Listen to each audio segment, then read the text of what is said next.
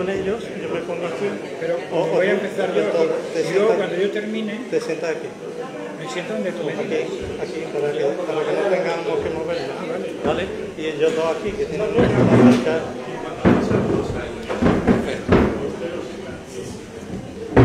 ¿Pasar? Sí, primero nada más tiene que ser él. Aquí se ve el micrófono. Esto, vamos. El micrófono. Esta no me la pases a mí. ¿Qué? ¿Esto es tuyo? Sí. Este es mío. No, tranquilo. Buenas tardes. Te quito trastos, perdona. No, te quito todos los trastos. Sí, no, si es por quitarte. Muchísimas gracias por vuestra presencia. Me encanta tener el patio así, lleno. Perdonad por la tardanza. Yo ya empezaba a oír Macario, lo que somos del pueblo no entendemos. Bueno, pues estamos encantados de recibir a estos señores que vienen de Alcázar de San Juan a darnos una preciosa conferencia, doble conferencia, sobre el Quijote, que creo que nos va a sorprender a más de uno, porque tienen cosas interesantísimas que contar. Yo no quiero alargarme porque los va a presentar nuestro académico Antonio Leal, que es también de Alcázar, y yo ya me callo y que empiecen ellos a hablar de lo importante y de lo que venimos. Gracias por su asistencia. Gracias.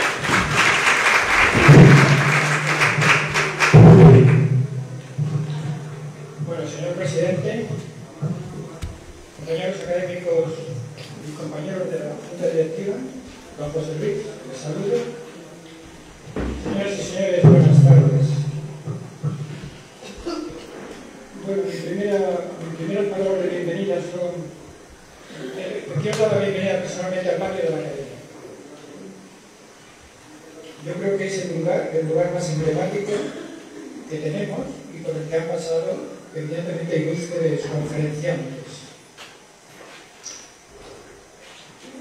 Esperemos, o por lo menos espero, por si alguien no quiere hacerse responsable de lo que voy a decir ahora mismo, espero que las autoridades locales sean sensibles y nos permitan continuar fomentando en esta sede, en este parque tan magnífico, todas aquellas actividades culturales que se consideren beneficiosas para el estudio y difusión de las ciencias, las artes y las letras, como venimos haciendo desde hace más de 50 años. Conviene recordar, y a tenor de la conferencia de hoy, que en el año 1905 el Ayuntamiento del Puerto requirió a la Academia su colaboración para organizar los actos de celebración del tercer centenario del Quijote. Carlos Manchegos, no sé si todavía no habéis nacido, pero el Ayuntamiento en aquel tiempo ya, el tercer centenario, requiere a la Academia que organice este acto, así que hay mucha experiencia en la Academia en temas del Quijote. Por aquel entonces, la Academia estaba en la calle Larga, número 60. Así, el primer relato que organiza y se invita especialmente a participar, y pongo entre comillas, a sociedades de recreo y a sociedades obreras. Han pasado 119 años de aquella situación. Esta sesión, que vamos a celebrar esta tarde, se enmarca en la celebración anual del Día Internacional del Libro, que, como ustedes conocen, la Academia tiene programados 3 actos. La lectura del Quijote, que se realizará el próximo domingo 21. A partir de hoy, una exposición que la pueden ver con magníficos, que yo me he quedado realmente impresionado, y gracias a que nuestra académica Carmen me ha conocido, porque yo he dicho, ¿esta canción debe ser? ¿Lo he dicho? ¿Itinerante? ¿No he dicho? Andante. He dicho andante, itinerante. Pero he dicho andante porque, bueno, quizás caballero andante. Caballero andante, exacto. Estaría bueno que fuera itinerante. Porque de verdad que las obras que han hecho los alumnos, o sea, gracias al estímulo también de nuestro presidente, de motivar a los profesores y que los alumnos, lo que estamos viendo aquí, Yo creo que esta exposición hay que hacerla itinerante. Y si se puede llevar a La Mancha, sí. Es una invitación que le hago a los investigadores manchegos, que evidentemente deberían estar. Bien, lo que vamos a celebrar hoy es el ciclo que lo hemos titulado Cervantes y el Quijote, sus lectores en el siglo XXI. El acto va a constar de dos conferencias, la primera titulada Dos Cervantes, un autor del Quijote. A ver, no se trata de entrar en polémicas, pero bueno, ellos, gracias a sus investigaciones, parece que a través de Simancas o a través de otras fuentes, descubren que evidentemente hay dos Migueles de Cervantes, que los dos estudiaron Evangelia, que los dos lucharon. Y bueno, a ver qué nos cuentan. Aquí nos van a invitar a unas reflexiones tremendamente interesantes. Esta conferencia será impartida por don Constantino López Sánchez Tinajero, que es secretario fundador de la Sociedad Cervantina de Alcázar de San Juan. A continuación, la titulada Quijote Universal, manuscrito en Internet, que impartirá don Juan Bautista Mata Peñuela, que es el presidente en la actualidad de la Sociedad Cervantina de Alcázar de San Juan. Haremos al final, si les parece bien, siempre que les parezca bien, una pequeña sesión de preguntas y respuestas, y les solicito que, si les parece bien, que publiquen, pues si no lo pidan en papeles, apunten sus dudas que vayan surgiendo durante las exposiciones, que yo creo que con mucho gusto ellos, nuestros investigadores, se las van a aclarar. Si la sabemos. Reza el poema de Antonio Machado, aquello de caminantes son tus huellas el camino y nada más. Dentro de unos días, concretamente el 23 de abril, harán 10 años que nuestros invitados tomaron la decisión de fundar la Asociación Cultural para promocionar la lectura y la difusión de la obra de Cervantes. Así nació la Sociedad Cervantina en Alcázar de San Juan. Un escalado donde la ruta del Quijote tiene una presencia indiscutible, una huella literaria también ligada de importante nudo ferroviario desde 1854, que posiblemente algunos de ustedes recuerden en sus viajes en Madrid aquello de no pasé yo frío aquella noche en la estación de este pueblo, ¿no? Por lo menos es cuando me preguntan dónde soy, siempre me dicen esto. Que desafortunadamente ahora, cuando vienen los nuevos inventos, el ave pues, no ha desaparecido porque el trazado va por otro sitio. Por tanto, ha sido también receptor de muchos trenes, que han dado lugar a que escritores de todas las nacionalidades, de artistas, dejaron inmortalidad el nombre de Alcázar de San Juan en alguna de sus obras. Tal es el caso de Hans Christian Andersen, en su viaje por España, el inefable Azorín en sus rutas por Don Quijote, poetas como Bonifacio Octavio, José el Corredor Mateos, nacido en Alcázar de San Juan, y curiosamente Miguel Hernández, tan de moda, gracias a nuestro académico que nos lo ha resucitado, don Gonzalo Díaz. Últimamente en su blog pueden ver los escritos dedicados a Miguel Hernández, que curiosamente a su paso por Alcázar fue encarcelado porque no llevaba billete. Entonces en aquel tiempo, si no llevaba billete, tenías que pasar un par de noches en el calabozo. Y él hacía un viaje de Madrid a Orihuela, no llevaba billete, entonces la policía, no sé, total, que lo llevaban al calabozo, y allí en el calabozo también Miguel se inspiró para hacer parte de su obra. O sea, curiosamente, nuestro poeta insigne alicantino también se inspiró en Alcázar de San Juan para hacer parte de su poesía, ¿no? El trabajo incansable de esta asociación cultural cristaliza en la organización de numerosas y variadas actividades que vienen llevando a cabo trabajando con el principal objetivo, evidentemente, de interpretar, estudiar e investigar la obra de Cervantes. Y en especial, más que de Cervantes, en especial, de Don Quijote y su vinculación con la comarca manchega. Yo no sé si continuar o parar aquí ya, porque acabo de recibir una noticia en el teléfono de estos cuberes y se la voy a leer. Y no sé si terminar y dar finalizado la sesión y nos vamos a tomar un aperitivo o continuamos, o sonreímos sencillamente y continuamos la sesión. Esa es la noticia. Fíjense que yo les estoy hablando de Alcázar de San Juan, La Mancha, la obra de Cervantes, la comarca manchega, bla bla, todo ese tema. Pues bueno, la noticia de hoy es un ensayo nacionalista asegura que el Quijote no sucedía en La Mancha, sino en Cataluña. Según el Instituto Nova de Historia Catalana, que dice bueno, me imagino que Santa Teresa. Bueno, yo después de la sonrisa me han solucionado, ¿no? Pero la noticia es verdad, pueden verla, ¿no? Pero bueno, yo voy con mis cosas de la noticia. Por ello, y termino con la asociación, para que vean las cosas que hacen, están desarrollando actividades como una amplia colección de artículos de investigación con lo que le llaman las criticosas, que ayudan en un lenguaje llano y coloquial a la interpretación de paisajes del Quijote.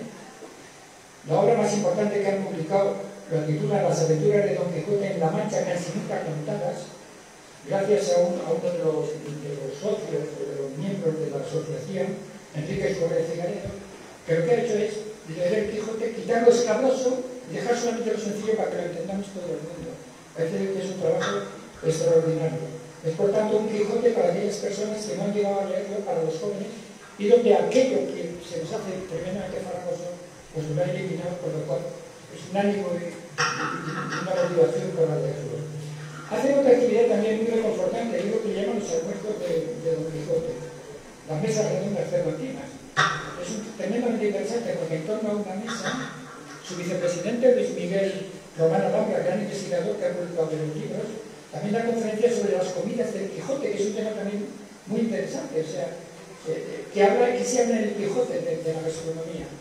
Entonces ellos han organizado lo que le llaman los almuerzos del Quijote en torno a una mesa, una casa solariega manchega, una bodega, donde incluso ellos se ponen un batir, se dicen de Quijotes, más o menos de personajes del Quijote, y invitan a serie de personajes importantes y en torno a ello pues hacen un coloquio y hablan de cosas, hablan del mundo, no mismo que hablan del Quijote, de la previsión, etc. Pero fíjense la importancia de este tema. Yo he tenido la suerte de ser invitado y me senté en el mismo sitio donde se sentó un premio Nobel de Física, o sea, para que vean el alcance y el nivel que tiene en el tema de los almuerzos de Don Quijote. O sea, concretamente Michel Mayor, astrónomo suizo, premio Nobel de Física en el año 2019. Bueno, se ha sentado José María Lucía, uno de los mayores cervantistas de España, Alfredo Alvar, Felipe Pedraza, Matías Marquino, Tomás Mata, etc. O sea, los grandes investigadores que hay en este país en tema del Quijote. Luego, en estos almuerzos, fíjense, es algo que además he tenido la suerte de presenciar como el presidente y el secretario invitaban a nuestro presidente a participar en un almuerzo de estos, que espero que acepten la invitación. Nuestros investigadores coinciden en la concepción que tienen del Quijote, ya que consideran que la novela es como una bodega portuense. O sea, el Quijote lo ve como una novela y como una bodega portuense. Dedicado a mi querido amigo Juan Gómez, que de sus magníficas y abundantes tesoros, sus libros, parece que lo has escrito tú, pero cuando lo he escrito me he inspirado en ti. Contemplan las barricas fundacionales que formaron las primeras obreras, cerrar los ojos y respirar el aire en el que flotaron las elevadoras que generan este velo, que protege los bienes generosos de crianza eléctrica. Los que acceden a ella, como los que acceden a la novela de Cervantes, pueden apreciar lo más elemental, la grandiosidad y su arquitectura, lo legal su construcción y el significado de todo el simbolismo que encierra. O sea, nos han comparado que la lectura del Quijote va a ser un poco como cuando uno entra en una bodega de nuestra tierra. Tenemos ante nosotros hoy, yo creo, y que me disculpen, dos hombres, yo le he llamado dos hombres buenos de La Mancha, rectos como espadas de acero, duros, forjados a fuego, honrados, que harán un recorrido de más de 1000 kilómetros para estar con nosotros, pues son manchegos. No es que esto sea algo más especial, sino que han tenido que hacer 600 kilómetros de ida y 600 kilómetros de vuelta. Muchísimas gracias por aceptar la invitación de la academia. Constantino, maestro, como a mí me hubiera gustado llegar a ser, también es ferroviario, jubilado, lector empedernido de toda clase de obras, novelas, ensayos, artículos, quijotista e investigador de la obra El Día de Cervantes, nos confiesa, seguramente lo que a todos nos ha pasado, que tuvo que leer el Quijote por obligación en el bachillerato cuando tenía 15 años, que no le gustó nada. Casi también parece que estoy hablando por mí. Demasiado árido. En cambia ahora después de haberlo leído en 6 ocasiones y le apasiona. De su lectura aprende cada día. A pesar de tener más de 400 años, gran parte de lo que Cervantes dice en su obra está en vigor, fundamentalmente los valores, la ética, las profundas enseñanzas siguen estando hoy vigentes, y de cada lectura, sea en el orden que sea, siempre extrae nuevas ideas. Esto lo mantiene joven, de no pasar un día, o trata de no pasar un día sin leer o releer algún pasaje del Quijote. Ha hecho 2 proyectos, uno que le ha llamado La ciudad que habla, que ha pretendido recuperar la historia de las calles del pueblo, de su pueblo, y al propio añadir un atractivo turístico, algo que también podríamos hacer en el puerto. También ha estudiado y catalogado el conjunto de azulejos del Quijote, realizados en la fábrica artillanera de Ramos Lejano, que está instalada en Sevilla, concretamente en la comunidad de Cervantes de Sevilla, que está en el Parque de María Luisa. Y eso es curioso, porque hace poquito hemos estado cometido haciendo un acto en el monumento, en la biblioteca de Unión Seca del Ayuntamiento. Azulejos desechos, aquellos destrozados, cuando el Ayuntamiento se entera que vamos, le tiene un poquito de cambio que está. Cuando lo están viendo todos los días en los azulejos, aquella obra lo hacen. Bueno, pues en Alcázar ha pasado un poco lo mismo, o sea, no sé si la cultura, la biblioteca. También hay un parque, se llama Parque Cervantes. También hay una biblioteca con 200 o 400, no sé exactamente cuántos son, azulejos. Y ha pasado como nuestro patrimonio portuense. El vandalismo y la dejación municipal, pena que no haya ningún concejado de aquí, hizo que los azulejos originales, evidentemente, fueran deteriorándose. Hasta hace muy pocos años se ha vuelto a rehabilitar. Y es lo que esperamos, que el Ayuntamiento asuma este compromiso con nuestro Unión Seca. En Alcázar de San Juan existe una partida de bautismo limpia y clara, y una iglesia llamada Parroquia de Santa María. Pero al tenor de los libros descubiertos se encuentra la Parroquia de Santa María en la ciudad de Alcalá de Henares, y una partida oficial de bautismo de Cervantes que está raspada y manchada.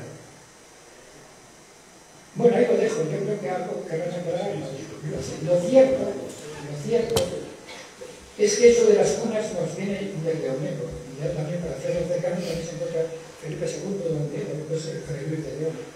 Pues yo creo que en cualquier caso, Cervantes, antes que manchego alcalaíno, era español, al igual que Shakespeare era inglés, era alemán, Dante era cristiano, por lo demás tonterías. Juan Bautista Mata Peñuela, que será nuestro segundo ponente, yo digo, quizás se sorprenda, que nació en un barrio lleno de Quijotes y de Sanchos. Nos confiesa que se crió entre libros, gracias a la imprenta, librería y papelería propia de su padre y de sus tíos. Al igual que la academia, también, curiosamente, este negocio de su abuelo también va a cumplir los 125 años por esta empresa. Yo les puedo garantizar que yo he aprendido a leer, y todas mis generaciones, y muchas generaciones, gracias a la papelería del abuelo y del padre de nuestro Juan Bautista, actual presidente en este momento de la sociedad mercantil. Casi todo se hace de Alcázar gracias a que alguien tuvo el espíritu de tener libros para que pudiéramos leer, se lo debemos a ellos. Su madre le inculcó desde pequeño las bondades de la lectura, y así se convirtió en un hábito lector de cualquier libro que caía en sus manos. Con tan solo 10 años leyó por primera vez El Quijote, ya tiene mérito. En la adolescencia continuó leyendo a Delibes, a García Márquez, a Eduardo Mendoza, y compaginó su lectura con los clásicos, con Calderón de la Barca y de nuevo Cervantes con sus novelas ejemplares, y su relectura otra vez nuevamente del Quijote. Estudió en la Universidad Politécnica de Madrid la licenciatura en informática. Es ingeniero informático. Parece que en principio suena como de gente que hace cosas raras, pero es un gran investigador en temas educativos, y se especializó en el desarrollo de aplicaciones informáticas en la empresa que fundó en el año 1996. Es un excelente profesional en su campo, es un gran emprendedor, siempre está dispuesto a aportar las mejores soluciones técnicas, abordando en su quehacer diario nuevas líneas de investigación. Posee una gran capacidad de liderazgo, una gran capacidad de comunicación y además una gran capacidad de relaciones públicas. Es un apasionado lector identificado con Don Quijote y Sancho, personajes, situaciones y paisajes de la Mancha, que ha leído en varias ocasiones la genial obra. Su objetivo es conseguir que la obra de Cervantes, en especial el Quijote, se siga leyendo. Los valores que encierran en su página siguen vigentes y son esenciales para la educación según su criterio y las generaciones venideras. Dice que el Quijote hay que leerlo, releerlo, meditarlo, comentarlo, interpretarlo, criticarlo. Es la manera que tenemos de aprender, poquito a poco. Su acercamiento a la escritura le ha llevado a componer más de una veintena de relatos de temáticas dispares y desde hace 4 años tiene el honor de presidir 5 años la Asociación Cervantina. Con Batista, con su proyecto Quijote Universal manuscrito en Internet, pretende completar el primer Quijote disponible en la red y manuscrito en colaboración con amanuenses de todo el mundo. Calcula que unas 10.000 personas podemos tener la oportunidad única de tomar parte en este proyecto que unirá escribanos de toda clase, condición, país y edad y que conformarán el primer Quijote manuscrito en Internet en la historia. La Academia Santa Cecilia agradece de una manera muy especial vuestra presencia en este acto, ya que la tarde de hoy Juan Bautista tenía que estar con su hijo en Madrid celebrando su cumpleaños y Constantino tenía que estar con su mujer, que en este momento requiere una cierta atención más personal. Pero bueno, han sido capaces de hacer tantos kilómetros por venir a estar con nosotros, cosa que desde la Academia se lo agradecemos. Como final, me había apuntado aquí algo de que les invito a escenificar la conversación entre Escipión y Berganza, que aparece en la novela El color de los perros, donde Cervantes pone a hablar a 2 perros para que cuenten sus experiencias con distintos años. Puede ser una buena introducción en el coloquio para que podamos contar nuestra experiencia cuando nos introducimos a leer en el Quijote. En cualquier caso, muchísimas gracias por vuestra atención. Gracias de nuevo. A vosotros. Tenéis la palabra y felicidades por estar. A vosotros.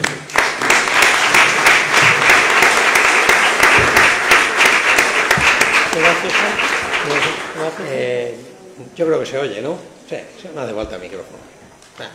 Pues sí, muchas gracias por la calurosa bienvenida que nos habéis dado y bueno, pues ha exagerado bastante. O sea, somos personas normales que nos gusta, bueno, pues, tenemos esta afición como pues vosotros tenéis, artísticas y no es tampoco nada del otro mundo. O sea, que leer el Quijote le gusta a todo el mundo, es mayor, ¿eh? Bueno, pues nada, vamos a empezar. Mi conferencia se llama Dos Cervantes, un autor del Quijote. Esto parece que suena ahí un poco así como ahí desafiante, pero vamos a ver, está ya, antes de entrar en materia, ya está comprobado y además aceptado por los literatos más reputados que hubo 2 o 3 Miguel de Cervantes coetáneos y que, bueno, pues que coincidieron en algunos sitios. Y claro, pues ahora veréis por qué. Y claro, uno de ellos fue el autor de Quijote, eso está claro. Los demás no. ¿No? Bueno, nosotros no pretendemos reescribir nada, pero vamos a hacer una serie de comentarios de que a raíz de nuestro estudio pues hemos encontrado pues, algunas inconsistencias en las fechas. Entonces simplemente os las vamos a poner de relieve para que pues os sirvan de reflexión. Por ahí, ya está. Perfecto. Muy bien. Vale, pues lo primero que nos vamos a preguntar es por qué estamos aquí hoy, 419 años después de la publicación del Quijote, en el puerto de Santa María, hablando del Quijote. Y además le vamos a dedicar una semana cultural, bueno, ya se la estamos dedicando, con lecturas, con exposiciones, pues porque es un clásico. El Quijote es un clásico, ya decía Jorge Luis Borges, que no es un libro que posea tales o cuales méritos, es un libro que las generaciones de los hombres, urgidas por diversas razones, leen con previo fervor y una misteriosa lealtad.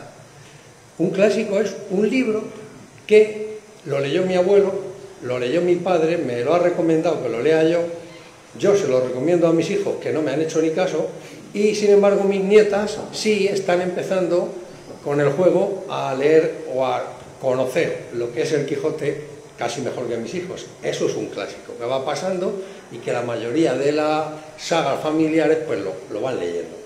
Vale, pero hoy no vamos a hablar del libro, bueno, al final vamos a volver a él. Lo que vamos a ver es que es evidente ya que hay dos personas al menos que tienen el nombre de Miguel de Cervantes, que fueron coetáneas y que tuvieron un papel fundamental en la escritura de este clásico. Desde la muerte de Cervantes han pasado 407 años, hará 408 el próximo día 23, precisamente cuando cumplimos nosotros 10 años. Nos hemos sentido unos bebés al lado de vuestra institución, que va a cumplir 125, pero, y nos chuleamos de que llevamos 10 años, pero ya ahora hemos visto que esto no es nada. Bueno, pues llevamos todos esos años discutiendo pues, sobre su vida, sobre dónde ha estado, por qué lugares ha pasado, qué estudios ha podido hacer, qué ocupaciones ha tenido. De todos esos datos sabemos realmente muy poco porque pues, son escasos los datos verdaderos y muchas veces son contradictorios con digamos la realidad oficial. Entonces ya he comentado antes que con esta ponencia no queremos ni mucho menos reescribir la vida del autor, sino simplemente por despertar la curiosidad, llamar la atención sobre algunos datos biográficos que son chocantes, que nos van a hacer albergar dudas sobre esta biografía oficial que hemos aceptado todos, incluidos nosotros. Y estas dudas son las que a nosotros, a los alcazareños, como digamos paisanos, como creyéndonos la cuna de uno de los Migueles de Cervantes, pues creemos que estas dudas no han sido explicadas, así que nosotros las exponemos, pero nadie entra ahí a tratar de rebatir. Bueno, pues en 1616 muere Miguel de Cervantes y pasa el tiempo, pasan prácticamente 100 años y pues no se sabe nada de él. Y llegan los ingleses, los alemanes, los franceses empiezan a valorar el Quijote. Y los ingleses, Lord Carteret quiere hacer una edición un tanto monumental del Quijote con 60 y tantas imágenes e ilustraciones y le encarga a Gregorio Mayans que haga una biografía de Cervantes. Entonces este hombre empieza a mirar ahí, Cervantes, y hace 100 años que se ha muerto y no encuentra ni un dato por ningún lado. ¿Qué hace este hombre? Pues este hombre le escribe una carta al señor Barón de Carteret y dice que no encuentra, que por aquí no ve ningún documento y que lo único que va a hacer es leer los prólogos y sus obras para ver, su dedicatoria, a ver qué puede sacar en claro de la lectura de estas obras. Entonces, pues ahí le va contestando el hombre que no tiene mucha idea, que va a ver, y se encuentra con que en la dedicatoria de Cervantes que escribe en el Persiles, ya estando muy cerca, como veis ahí puesto ya el pie en el estribo, quisiera yo, ya le dice al hombre que está cerca de la muerte, como sabéis aconteció muy pronto, y ahí este hombre, Mayans, le dice a Lord Carteret que no sabe cuándo murió, pero que tuvo que ser muy cerca de esta fecha, porque el hombre no tenía más datos. Miguel de Cervantes realmente muere en abril de 1616 y es enterrado por su expreso deseo en el convento de las Trinitarias Descalzas. Esto es un tema importante, voy a salir un poco de la conferencia, porque en ese convento solo podían enterrarse la benefactora, fundadora del convento, y las monjas que allí profesaban.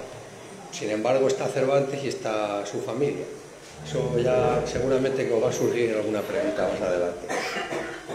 Bueno, pues como reza la partida de defunción que encontró Blas de Nassarre y Ferriz, que era bibliotecario mayor del rey Fernando VI, la encontró en la iglesia de San Sebastián, muy cerca del convento de las Trinitarias, y dice que en 23 de abril de 1616 murió Miguel de Cervantes Saavedra, casado con doña Catalina de Salazar, calle del León. Recibió los santos sacramentos de mano del licenciado Francisco López. Mandóse enterrar en las monjas trinitarias, mandó 2 misas del alma y lo demás a voluntad de su mujer, que es testamentaria, y el licenciado Francisco Martínez, que vive allí. Vale, pues un año antes de encontrar esta partida de bautismo, que fue el primer dato que realmente ya, o sea, de bautismo, digo, de defunción, que ya supimos realmente cuándo falleció, es el primer dato oficial, pues no se sabía, todo era de prólogos y demás. Pues un año después de, o sea, un año antes de esta, 1749, en 1748, el mismo Blas de Nassarre, el duque de Híjar lo envió a La Mancha pensando, con un criterio acertado, si este hombre ha escrito Don Quijote de la Mancha, allí tienen que saber algo de él, y lo mandó a buscar. Empezó a buscar por, si conocéis La Mancha, por más cerca de Ciudad Real, que era un señorío donde el duque de Híjar estuvo ahí, exiliado allí, y lo mandó allí. Entonces el hombre vino recorriendo hacia Alcázar y mira por donde en la iglesia de Santa María de Alcázar se encuentra esta partida de bautizo, y que dice que en el 9 días del mes de noviembre de 1558 bautizó el reverendo señor Alonso Díaz Pajares, un hijo de Blas de Cervantes Saavedra y de Catalina López. Como veis, no coinciden con los... que le puso de nombre Miguel. Fue su padrino de pila, Melchor de Ortega. Ahí en el borde, veis que pone, allí a la izquierda, escribió Nassarre: este es el autor de Don Quijote. El tío muy ya ufano dijo: ya está, este es. Esta partida de bautismo se lleva 11 años, es posterior a la que se descubrió en Alcalá, como ahora veremos. Ya digo, Nassarre busca por todos los archivos parroquiales y encuentra en Santa María. Santa María la Mayor es la parroquia de Alcázar más antigua de la diócesis de Ciudad Real. Fue fundada en 1226, tiene el título de colegiata, fue un templo romano, visigodo, árabe, mezquita, o sea que es el templo más antiguo de Alcázar de Santa María. Vale, pues ahí encontró... no lo mueves, está ahí. No, es que estaba haciendo ruidos. Ah, sí. Vale. Bueno, pues al margen de esta partida, que como veis no coincide con la oficial, pero que pone Cervantes Saavedra, al margen de esa partida de bautismo, pues existe una casa muy cerca, en la plaza de... ahora hoy se llama Plaza de Cervantes, pero antes era la Plaza de las Rubias y los Rosqueros. Está una casa donde la tradición del pueblo dice que nació y vivió Miguel de Cervantes.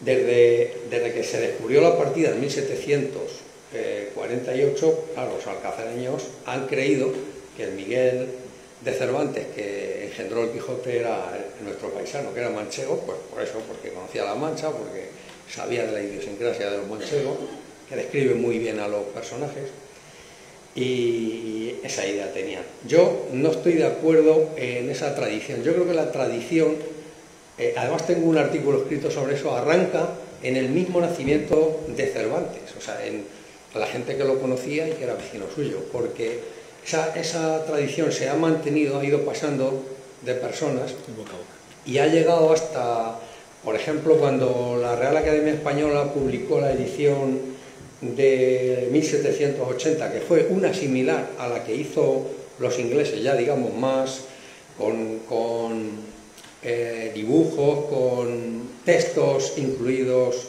dentro. Venía un proemio de Vicente de los Ríos, que fue académico y además militar, que decía que no desestimaba la patria de Alcázar porque a él le habían dicho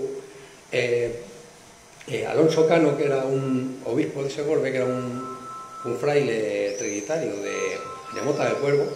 Este hombre fue redentor general de la orden trinitaria y se trajo a los últimos cautivos que quedaban todavía en Argel.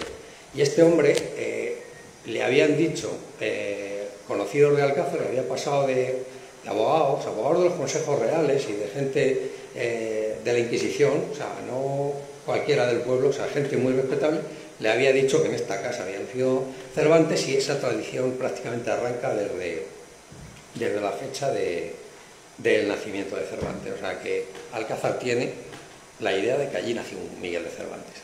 Bueno, pues esto que veis aquí es un libro que acaba de publicar hace poco Santiago Muñoz Machado, en el cual dice aquí, no sé si lo veis, dice arriba: poco después apareció en Alcázar de San Juan, se está refiriendo a Alcalá de Henares, perteneciente al Priorato de Castilla, otra fe de bautismo en la que consta que el 9 de noviembre de 1500 fue bautizado. Esto es mentira.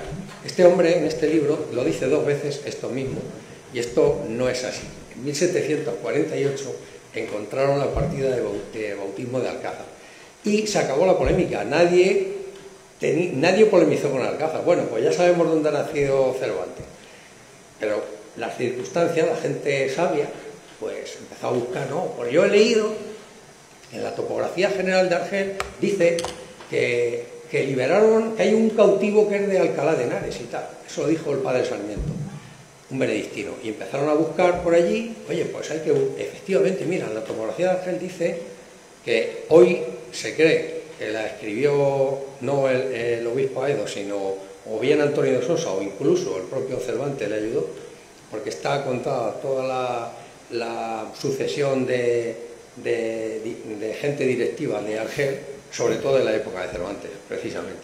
Y entonces, pues empezaron a buscar, como era de Alcalá, y efectivamente apareció una partida de bautismo en Alcalá, 5 años más tarde, aunque lo diga este hombre, que se nota que el libro, mucha parte de la biografía, pues ha copiado ahí. Lo más importante es lo que hay al final, que donde él es un experto, que es en leyes, y tiene un artículo bastante bueno sobre el derecho en el Quijote. Bueno, pues esta partida dice que allá nació un niño que se llama Miguel. Bueno, la apócope del nombre no se lee claro, pero pues parece ser que dice Miguel, y a ver si tengo el texto. Sí, domingo 9 días del mes de octubre del año del Señor de 1547 fue bautizado, no se ve, hijo de Rodrigo Carvantes y su mujer doña Leonor, bautizado en el reverendo tal. Vale. En el margen, con otra grafía distinta, se lee Miguel, porque ya digo, la apócope no se entiende claramente. Bueno, pues aquí empezó ya la disputa, porque claro, ya había 2 partidas y había una diferencia de 11 años, 1547-1558. Les dan las 2 partidas a expertos y dicen, bueno, estas 2 partidas son bien, son correctas, pero nos inclinamos porque el Cervantes bueno sea el de Alcalá, porque claro, como un niño con 13 años va a estar en Lepanto. Es más normal que esté uno con 21, 22, los 11 años que se dan de diferencia, 13 por 24 años, es más normal. Pues venga, es como dice que estuvo en Lepanto, pues tiene que ser el de Alcalá. Ese fue el motivo fundamental porque se decantaron por el de Alcalá. Aquí en el libro lo dice claramente, que estuvieron mirando y que claro, que quedaron desvirtuadas la partida de bautismo de Alcázar e incluso de Consuegra, que había otra, porque participó en la batalla de Lepanto de 1571 y que no podía estar un niño con 12 o 14 años en Lepanto. Bien, pues se descartó la de Alcázar y oficialmente se aprobó la de Alcalá de Henares, y ahí se acabó la polémica, porque, bueno, pues Alcalá de Henares tiene una universidad, Alcázar no, y bueno, pues, ¿qué ha ocurrido después? Pues que ha ocurrido que todos los pocos documentos que han ido apareciendo, pues, la mayoría de ellos hacen referencia a un Miguel de Cervantes de Alcalá. Pues ya está, todo ha venido a pedir de boca.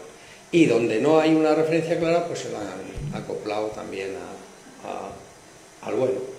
¿Qué ocurre ahora? Pues que ahora hay algunos episodios de su vida en los que nosotros tenemos alguna duda y yo os voy a explicar para que lo veáis. Claro, si consideran que un muchacho entre 12 y 14 años no podía haber tomado parte en la batalla naval, pues es un razonamiento que parece lógico, pero que se ha demostrado totalmente infructuoso y erróneo.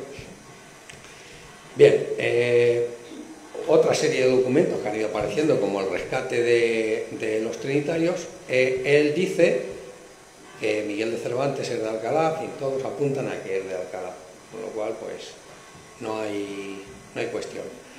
Aquí esto es no sé si lo veis bien, es un cuadro donde está a la izquierda las edades que tendría el Cervantes nacido en 1558 en Alcázar y el que tendría el de Alcalá.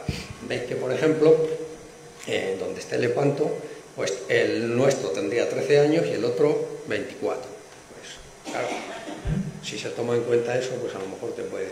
Ahí hay una serie de fechas para ver, pues, y ahora os voy a ir... Bien, una incongruencia grande que nadie ha explicado es esta que vamos a ver ahora. En el prólogo de las 8 comedias y 8 entremeses, nuevos nunca representado, dice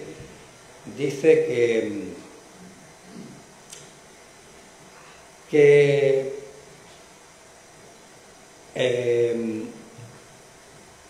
él recuerda ver obras de Lope de Rueda, pero que por ser muchacho, dice Cervantes en ese prólogo, yo entonces no podía hacer juicio firme de la bondad de sus versos. Él sabía que le gustaban las comedias de Lope de Rueda, que lo ha visto de representar, pero que no podía hacer juicio firme de su verso. Es decir, que no entendía realmente lo que se estaba representando, que él sabía que eran buenas, pero que no las entendía.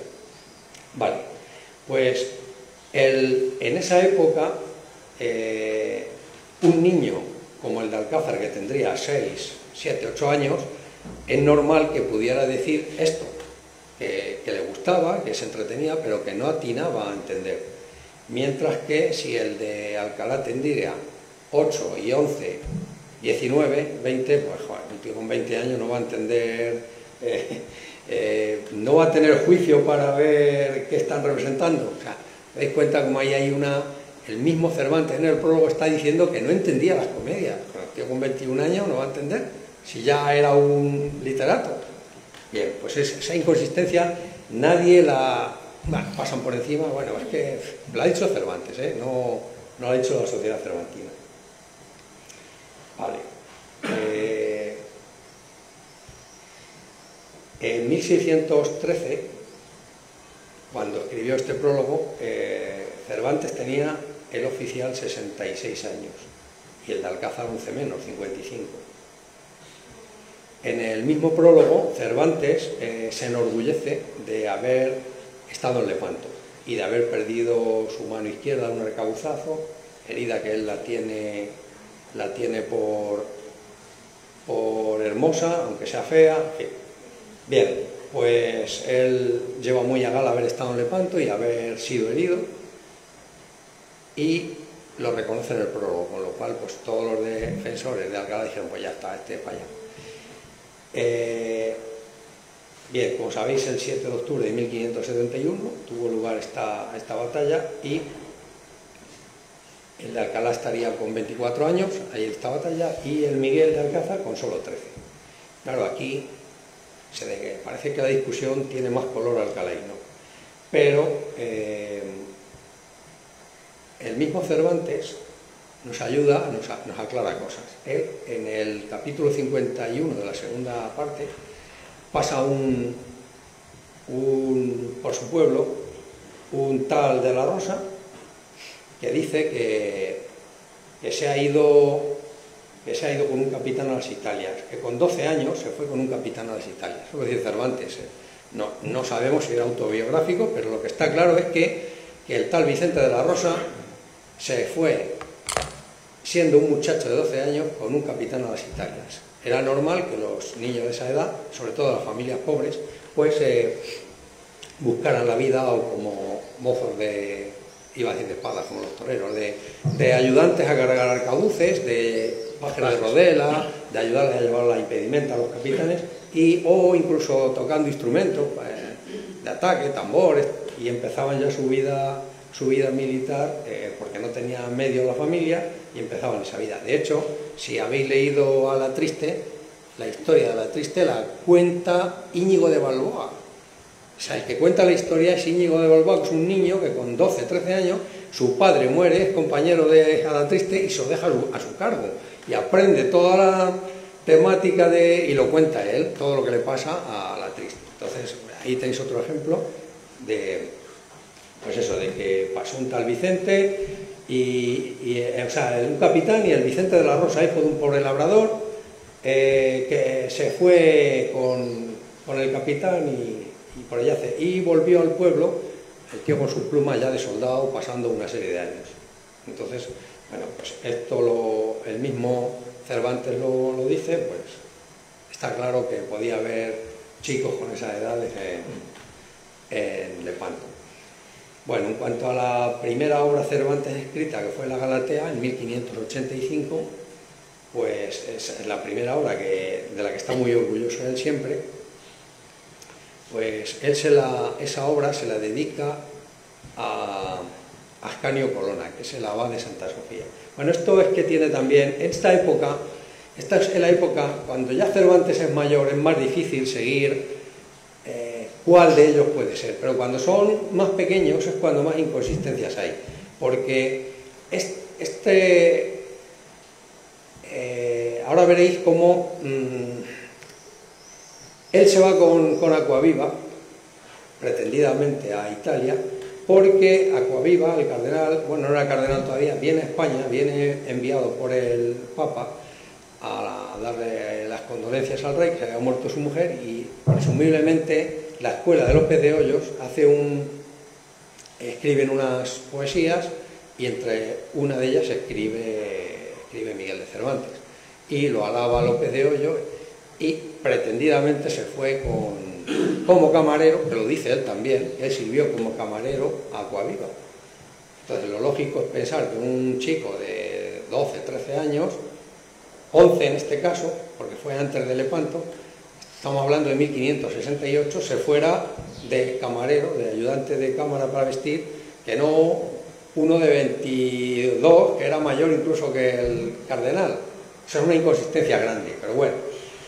Entonces esta se la dedica a Ascanio Colonna. Ascanio Colonna es el hijo de Marco Antonio Colonna, en donde él estuvo luchando en Lepanto, estuvo en la escuadra de Marco Antonio Colonna, y su hijo, nació unos años después que él, o sea, era de su misma edad, y posiblemente, casi seguro, que lo conoció en casa de Acquaviva y conoció a este hombre. Él pensaba que dedicándosela pues iba a tener algún tipo de favores, y lo que le dice a este hombre es que ha podido conmigo el valor de Vuestra Señora Ilustrísima, que me ha quitado el miedo, que con razón debería tener en osar ofrecerle estas primicias de mi corto ingenio. Esta primicia es su primera obra.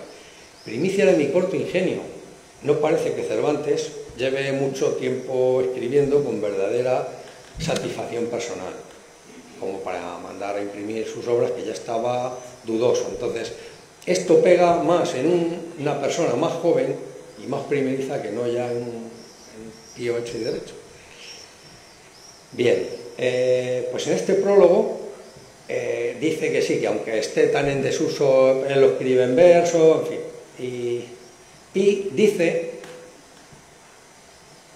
que ha tenido siempre mucha inclinación a la poesía y la edad, que habiendo apenas salido de los límites de la juventud, parece que da licencia a semejantes ocupaciones. O sea, él acaba de salir de la juventud cuando ha escrito esta obra. Salir de la juventud. Juventud, el tiempo de edad de joven que comienza desde los 14 años y llega hasta los 21 años. Esto lo dice el diccionario de autoridades, que es, digamos, el diccionario de la lengua más antiguo que tenemos, que es no llega a 100 años después de aquella época. Todavía el tiempo de la juventud era apenas salido de los 21 años.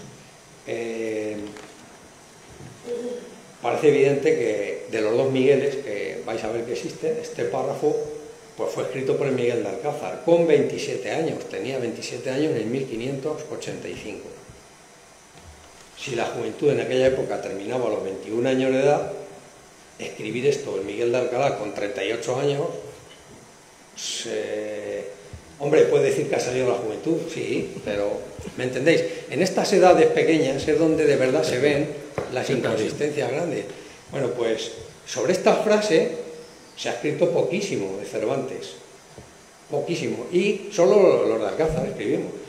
Y cuando se escribe, como no encaja, 38 años salido de la juventud, pues se justifica siempre como un posible error. O sea, se ha cometido un error Cervantes, pues si lo ha dicho él, que acaba de salir de la juventud, si estamos leyendo los prólogos, si no estamos hablando de ningún documento, que hay muchos y falsos, lo dice él. Entonces, ahí no, es que está claro, ¿no? Entonces, es que incluso él lo dice, que tiene dudas, que no sabe si su ingenio es fuerte. Entonces, bueno, pues este es uno de los puntos oscuros que no ha sabido tampoco la gente darle solución. Bien, sobre el tema de Aquaviva, pues ya os he comentado algo, y bueno, pues que este hombre en 1568 vino a España con 22 años, fue enviado por el Papa Pío V, y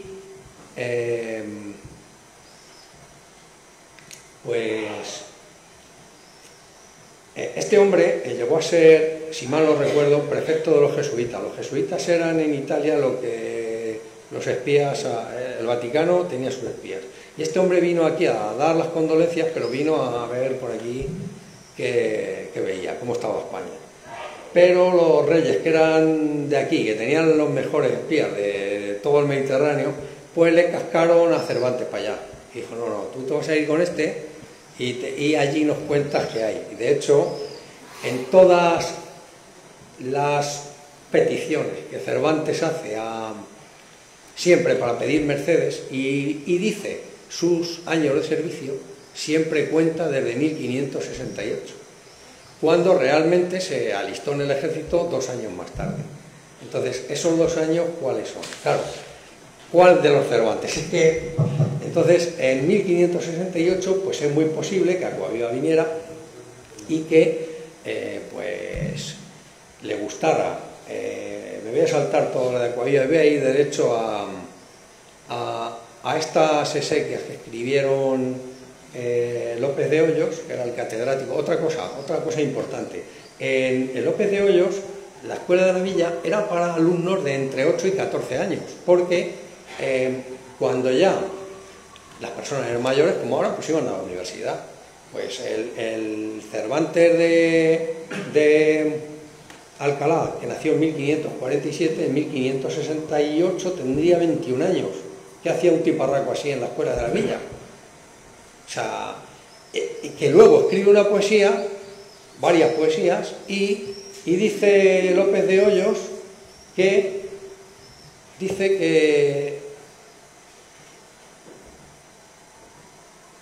la ha escrito su caro y amado discípulo. O sea, como hablando de un querubín, un discípulo, un tiparraco de 21 años, no lo veo yo allí en la escuela de la villa, pero bueno, pues en todas estas exequias se refiere hasta por 3 veces, ya lo veis ahí, de mi caro y amado discípulo. Caro, Miguel de Cervantes, mi caro y amado discípulo. Y si veis las redondillas, bueno, no sé si lo habéis leído, estas redondillas, pues no son nada del otro mundo. Se ve que Cervantes ha escrito ahí, pues está al principio, pues si es que tenía al hombre 9, 10 años, 11, pues se nota que es poeta, pero que está muy verde. Entonces pega más con el de Alcázar que con el de Alcalá. ¿Pudo haberse fijado Aquaviva en este discípulo, en este alumno sobresaliente con 21 años? Pues lo dudamos. Parece que es una edad excesiva y muy tardía para empezar a escribir. es más propia de estudios universitarios. En cambio, la edad de 10 años del Miguel de Alcázar pues pega mejor con el lugar que ocupaba y con los versos que escribía. Volvemos a, ya os lo he comentado, que en 1568, ya directamente os digo que el alcalaíno no podía estar entre los discípulos de López de Hoyos, porque esto es una solicitud para acceder a un puesto en la Nueva España. Lo redacta en 1590 y él dice ahí claramente que lleva desde 1568, que ha servido 22 años esta parte. Estamos en 1590 y él dice 22 años. Que estuvo en la batalla naval, que fue navarino, que estuvo en la goleta, que tal. Que ha servido 22 años esta parte. Entonces, si restas, te da 1568. Pues este hombre posiblemente, el de Alcalá, sí que estuviera por ahí ya guerreando por ahí por algún sitio. Vale. Igualmente su padre pide una información a un alcalde de corte de Madrid. Esta la pide en 1578 y dice que su hijo lleva 10 años, ha servido a su majestad 10 años. Vuelve a contar 1568. Estaba el otro todavía en López de Hoyos escribiendo las poesías. Parece improbable que estuviera en el ejército el de Alcázar. El otro pues es posible que sí. Vale, pues ahora vamos a Lepanto. Lepanto, claro, como ya nos habían a los de Alcázar dejado de lado, porque no podía ser, pero mira por dónde hacen una exposición en Simancas en el año 2015 sobre Cervantes. Y en un documento que hay allí, sabéis que en Simancas está todo lo relativo, lo pusieron en marcha los Reyes Católicos y está todo lo que tiene que ver con las campañas militares, las indias, todo lo que tiene que ver con los soldados, el ejército, la mayoría está allí. Bueno, pues encuentran un documento que manda Juan de Austria a pedir, después de la batalla de Lepanto, habían quedado una serie de heridos en Mesina y se están curando y le hace falta dinero y se lo pide a su hermanastro, a Felipe II, que le mande dinero porque él quiere darle ayuda de costa a gente que está pasando necesidades y que no puede volver al ejército y tiene que estar recuperándose en Mesina. Este documento ha estado pues 150 años escondido en algún sitio. Esto ya lo sabían, no sé qué biógrafo habló de él, pero ha estado 150 años. Y Alfredo Alvar, que fue el comisario de esta exposición, lo sacó. Y Alfredo Alvar estaba allí visitándonos y nos dijo, nos lo comentó: oye, hay dos Miguel de Cervantes, que lo sepáis, en la relación de heridos. Se nos pusieron las orejillas de punta, porque claro, era el motivo por el que el de Alcázar no podía. Ya hay dos, pues mira, ya.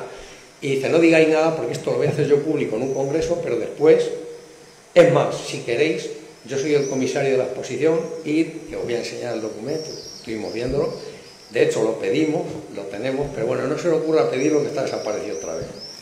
Ya no está en pares ni en ningún sitio. Es una relación de unas 20-25 páginas, estoy de memoria hablando, y al principio, en una de ellas, la cuarta o la quinta, empieza a relatar que personas con su cargo, al alférez tal, al capitán, al maestre de campo, claro, al maestre de campo empieza por 200 ducados, 150 según la valía de la persona y su heroísmo y tal. Y ya en la tercera, cuarta hoja ya empieza a 20 ducados. Y ya pone ahí a Miguel de Cervantes, ¿qué más pone? Otro tanto, pues que estamos hablando de 20 ducados. Vale, pues luego ya van pasando hojas, ahí pone una señal, ¿lo veis? Que pone una cruz allí arriba donde pone Miguel de Cervantes. Bueno, pues este hombre, este Alvar, quiso hacer porque toda la gente que ha escrito sobre Cervantes ha apelado mucho a la épica. Ha hablado Antonio de que nuestro paisano Luis Astrana Marín, que es de Villascusa de Aro de Cuenca, hizo una biografía de Cervantes que llamaba, a ver si me acuerdo, Vida heroica y extraordinaria, un título así. O sea, Cervantes lo ponía como que era, se había intentado escapar 4 veces. Bueno, Cervantes fue una persona normal, como todos nosotros. Le gustaba a las mujeres, le gustaba el juego, le gustaba beber, entendía de juegos, entendía de todo. O sea, el tío se ha pasado muchas noches y muchos días por ahí por los mesones y era una esponja y todo todo lo cogía y lo utilizaba para escribir. Entonces, pues no era un héroe ni era una persona normal. ¿Qué son los héroes? Los que se ven impulsados, te sueltan allí en una galera, te dicen, ahí tienes a los moros, pues una de dos, o mato o me matan, si esto es así de fácil. Entonces, todos somos héroes cuando la ocasión nos lo requiere, si no, pues no lo sabemos. Bien, pues este hombre, pues dijo, Álvar, que formaba parte de una tripulación de 13 personas que se habían alzado contra una galera turquesca en la Calamania, cerca de Turquía, y la habían traído a Mecina y los habían recompensado porque habían matado a la raíz de la galera turca y la habían traído sana y salva para nuestras líneas. Pues no, esos 13 personas están en esa lista y no tiene nada que ver, son 13 efectivamente, no sé cuántos, el siciliano, el otro, tal, eran gente que ya eran como renegados y que tenían una cierta influencia en la galera y que pudieron de algún modo engañar a los capitanes y los traicionaron y se trajeron a la galera. A continuación de esos 13, casi en la última página viene aquí que dice, que pone ojo, a Miguel Cervantes 22 escudos.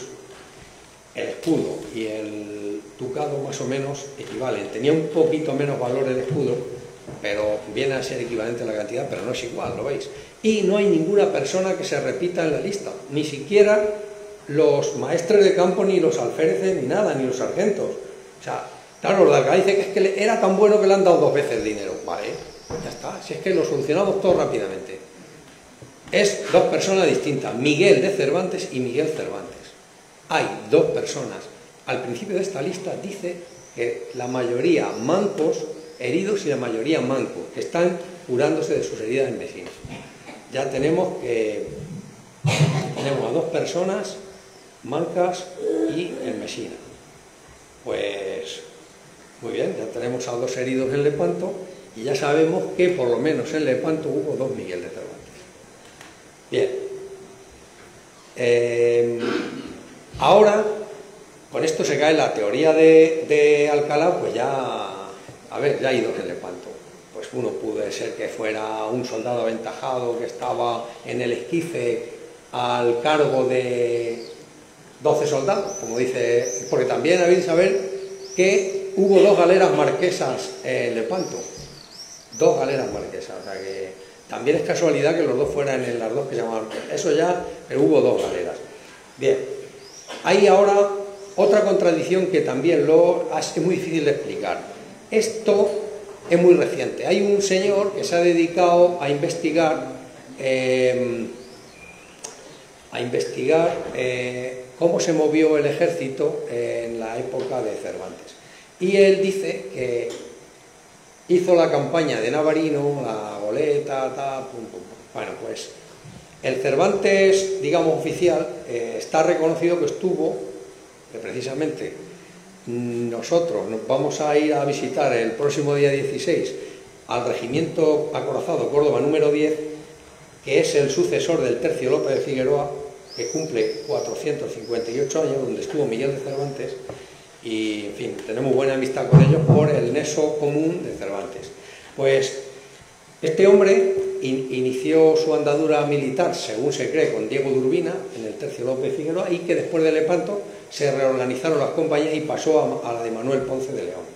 Bien, pues este señor, no me acuerdo cómo se llama, es un estudioso, se ha dado cuenta que el tercio, bueno, sabéis que en la época de Lepanto y del Mediterráneo había 2 poderes fuertes. Uno era el almirante del mar, el capitán de las galeras del Mediterráneo, que era Juan de Austria, que era el hermanastro del rey, que tenía predicamento. Pero también estaba el virrey en Nápoles, en Sicilia, que tenía el mando, o sea, la representación del rey allí. Y el de la galera decía, dame gente, que yo tengo que ir a por... Claro, en Lepanto, como sabéis, Ulus Ali se coscó de cómo iba a ir la cosa, de que los cristianos tenían más artillería y que estaban los tercios embarcados, y vio cómo iba la batalla y dijo, sus 60 naves, se retiró. Dijo, aquí, como sigamos, perdemos hasta el sombrero. Y se fue. Gran parte de la flota turca se dio pie en polvorosa. Y Juan de Austria lo que quería era eliminarla completamente, porque el riesgo de invasión persistía. Entonces, ¿qué hizo este hombre? Este hombre preparó una campaña en el año 1572, precisamente el 8 de octubre, un año y un día después, avistaron Navarino. Entonces fue en busca de estos barcos que habían sobrevivido.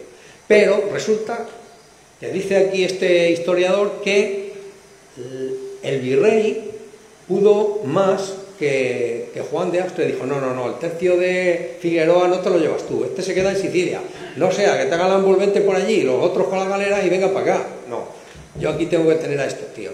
Y el tercio, López Figueroa, al completo, menos dos compañías que son las de Santiago Niño y Alonso, no es ninguna, todas se quedaron en Sicilia. O sea que el Cervantes que habla de Navarino no es el que estaba en la compañía de Ponce de León, porque ese se quedó en Sicilia. ¿Qué ocurre ahí? Pues, bueno, fueron a Navarino, no pudieron hacer nada porque se resguardaron en un fuerte muy pertrechado, muy bien defendido, que tenía una barbacana hasta la playa o sea que era imposible. Y la flota turca se metió un poco más abajo en Grecia, eso está en Grecia, más abajo todavía de Lepanto, en la península, ¿cómo se llama? Morea, creo que se llama la península. Y se metieron en Modón. Modón era un puerto que tenía un espigón. Y hizo obras, este tío, y lo dejó para entrar a una galera. Y allí tenía él sus 60 galeras dentro, y los tíos esperando a que fueran de uno en uno. Y estos dijeron, no, era octubre, venga, mejor nos volvemos. O sea que fue infructuosa la campaña, pero estuvieron por allí. Y él habla que estuvo en Navarino, y el Modón, y que el turco se recogió en sus bases y que huyó a la batalla, porque había visto que los cristianos no eran mancos. Entonces rehuyó las batallas y esa campaña se perdió. A lo que vamos es que el Cervantes que estuvo en Navarino no es el que estaba en la compañía Ponce de León, porque esa estaba en Sicilia. Bueno, pues es otro dato más que ya vemos que por lo menos hay dos que hablan de... O también van a decir los de Alcalá que posiblemente, que es que eso luego ya se juntaron los dos en algún sitio y se contaron. Y el que ha escrito el Quijote, pues... a ver, el que ha escrito el Quijote es un tío hábil y ha cogido muchas historias de muchos sitios, porque es verdad que mucha experiencia tiene, pero también cuenta cosas que son un peculiar, ¿no? Bien, pues... A ver, voy a ir más deprisa. En el prólogo del Persíles dice que mi edad no está ya para burlarse con la otra vida, porque al 55 de los años gano por 9 más y por la mano. Al 55 de los años. Este prólogo se escribió en 1613. Si tú restas 55 años, qué casualidad, te da 1557. La partida de bautismo de Alcázar. Pero claro, ¿y qué son los 9 más? Pues 9 años más. 9 años más para que sea el de Alcalá. Entonces, claro, si a ti te preguntan la edad que tienes, ¿tú qué dices? Yo tengo 20 más 12. No, tú dices que tienes 32, ¿no? El único que decía 12 más 1 era Ángel Nieto. No quería decir 13. Pero lo normal es que digan la edad. Entonces, 55 gano por 9 más y por la mano. La mano es... estar mejor situado en una partida, no es 9 y 5, o sea, bueno, otra cosa que tampoco han sabido explicar. Esto coincide con el año con la partida de bautismo, es ganar por la mano, es anticiparse a otro en hacer alguna cosa, en lograr alguna utilidad, no tiene nada que ver con el tiempo. Bien, en 9 días del mes de noviembre de 1558 bautizó el reverendo al de Alcázar. Vale, otro detalle, en el viaje al Parnaso escribe Cervantes que se quiere ir con el virrey de Sicilia, de Nápoles, se quiere ir allí, porque nombran virrey al duque de Béjar, a quien le dedicó los últimos libros, prácticamente. Pero los hermanos Argensola hicieron una selección, y no, los Lupercios, como él decía, y lo dejaron fuera. Entonces, él dice que mucho esperé, si mucho prometieron, más podría ser que ocupaciones nuevas les obliga a olvidar lo que dijeron. O sea, que los lupercios estos, Bartolomé de Argensola y Lupercio, pues no contaron con él. Entonces, es lógico pensar que si este hombre en 1614, que murió en el 16, iba a emprender un viaje a Sicilia, pues fuera más propio de una persona con 50 y tantos años que en una ya con 69. Pero bueno, hay por aquí ejemplos de personas muy en forma a pesar de ser mayores todavía. Bien, está claro a nuestro juicio que hay dos Migueles Cervantes, que está demostrado que estuvieron juntos en Lepanto, que está demostrado por documentos que estuvieron juntos en Mesina, curándose, y posiblemente estuvieron juntos en el cautiverio en Argel. No hay un documento que pero aparecerá seguramente, porque los dos hablan del cautiverio y tal. Ahí tuvo que haber una transferencia de conocimientos. Alguien tenía una idea de un libro y otro alguien, porque también es verdad que los datos oficiales van en nuestra contra. Todos los datos oficiales que hay tienen que ver con el Miguel de Alcalá.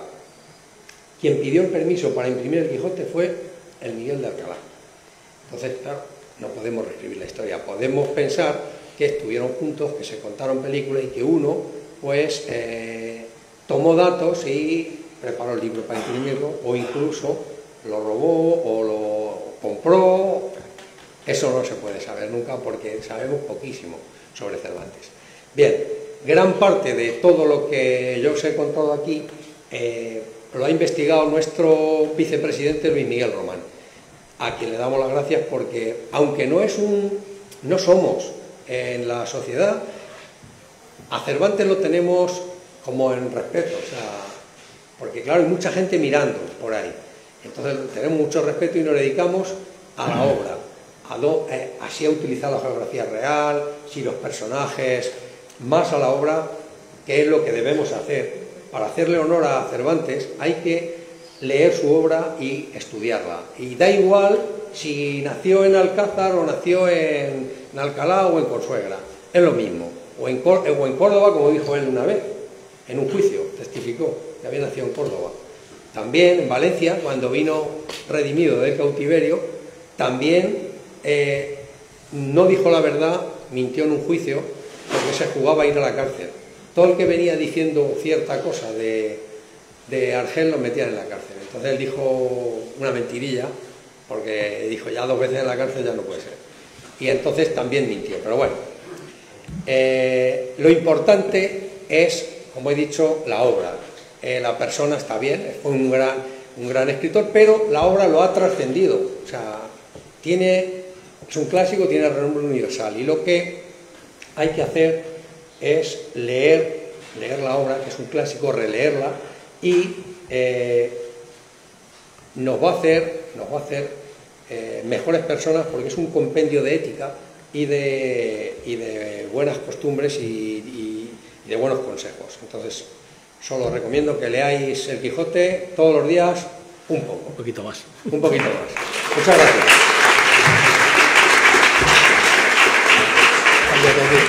Sí. Cambio de...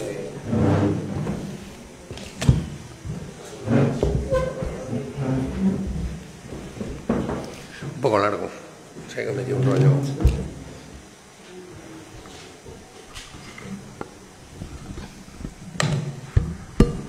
Ahí estamos. Bueno, en primer lugar, desde luego, agradecerles a todos ustedes que estén aquí. Gracias de verdad por la acogida que nos han dispensado. Gracias al presidente. Gracias, por supuesto, a don Antonio por sus palabras.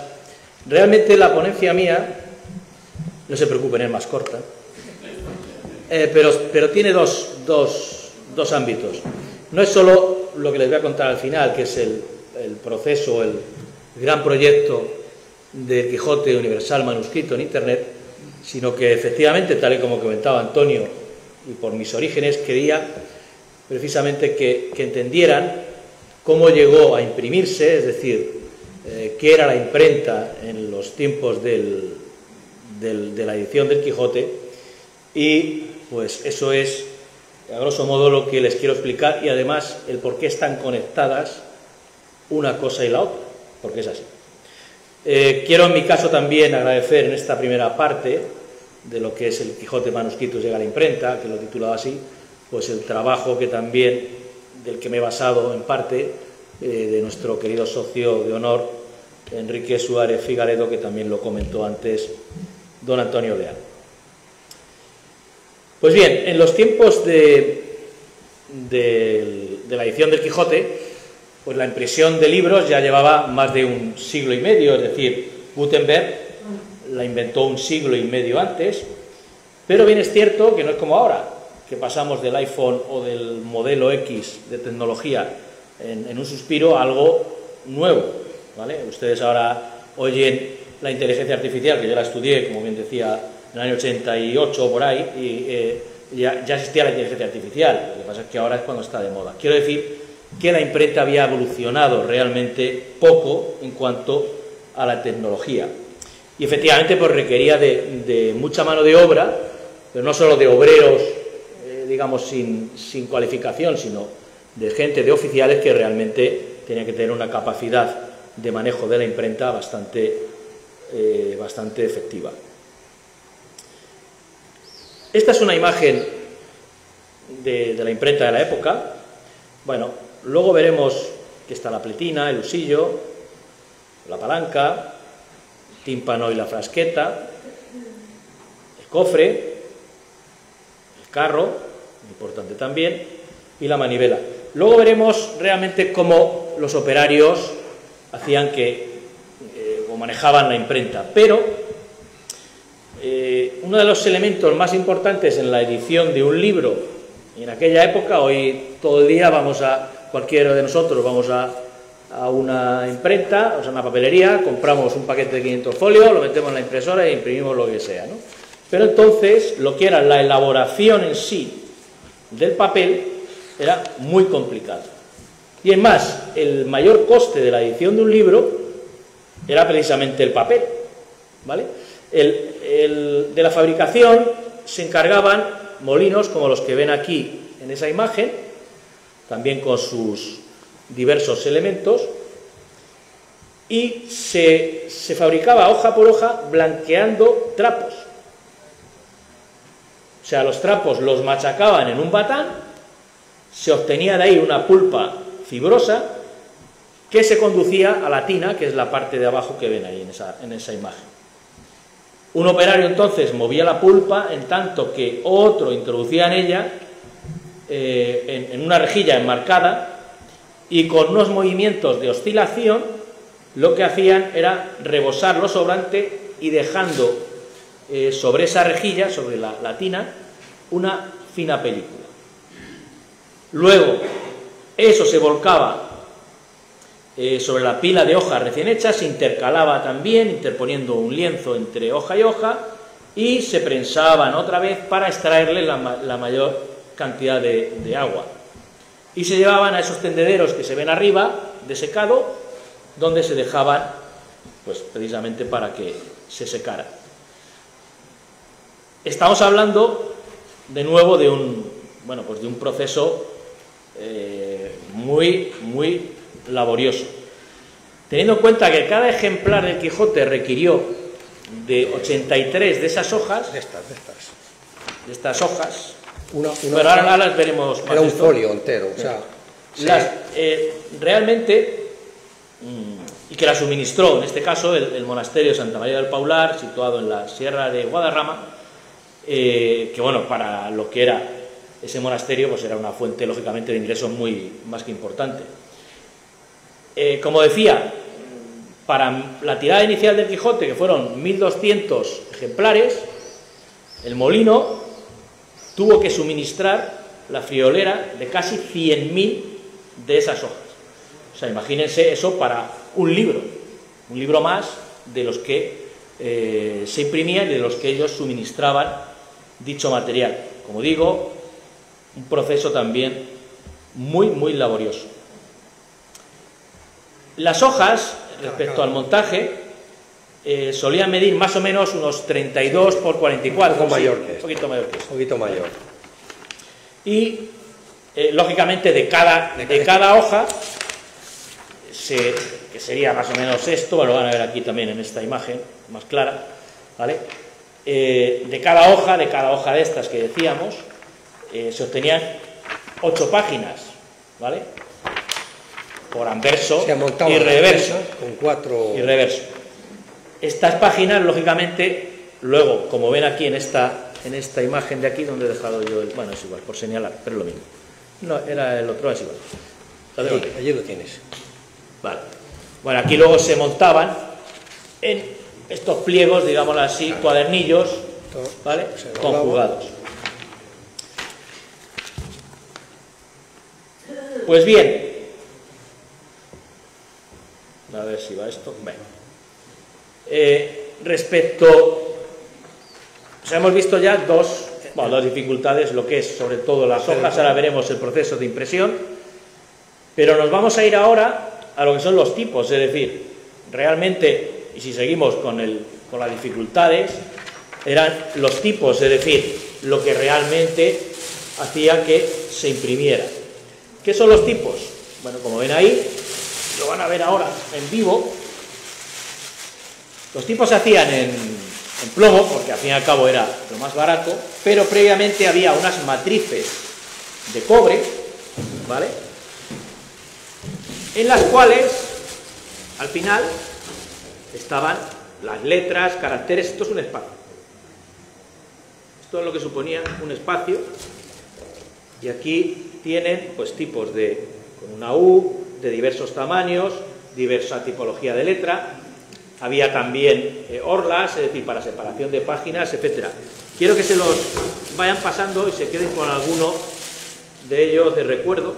Estos son de reales porque, aunque parezca mentira, en la imprenta familiar estos tipos, que están sacados de ahí, lógicamente, si cojan la bolsa y pásenselo, realmente estos tipos se han estado utilizando hasta finales de los años 90.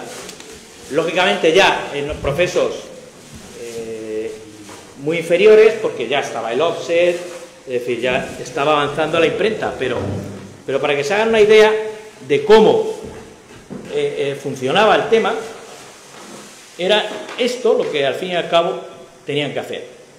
El hacer una matriz, no luego lo que vemos aquí de realmente forjarlos, o mejor dicho, hacer el plomo, lo que es el tipo, pero una matriz sí que podía llevar un día o más de trabajo de una persona, ¿vale? Lo cual la importancia, obviamente, de estos tipos.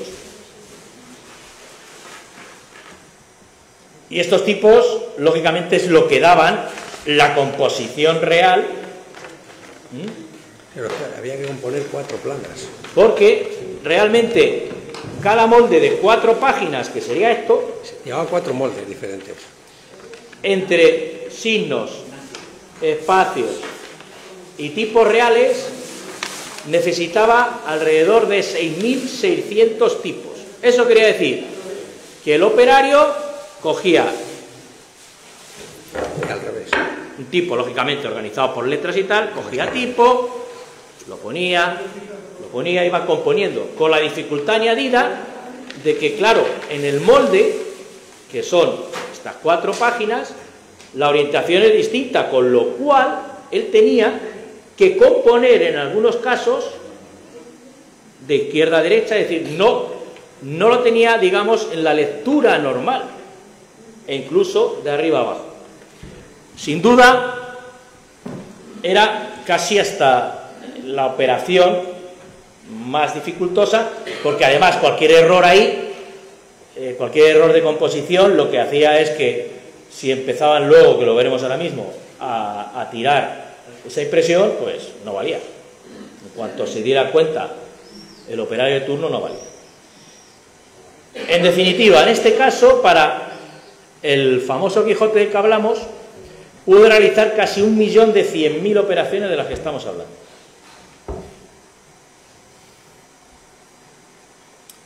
Bien,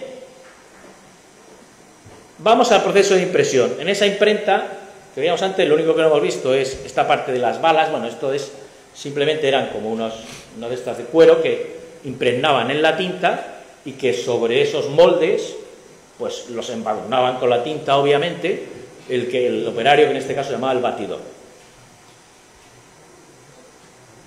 Volvemos a nuestra imprenta y aquí vamos a ver el proceso que repetidamente hacían los tiradores. Primero, extraían completamente el carro. Segundo, abrían el tímpano y la frasqueta. En este caso, retiraban la hoja que ya habían estampado previamente. Colocaban una nueva hoja en blanco, cerraban la frasqueta y el tímpano, introducían completamente el carro.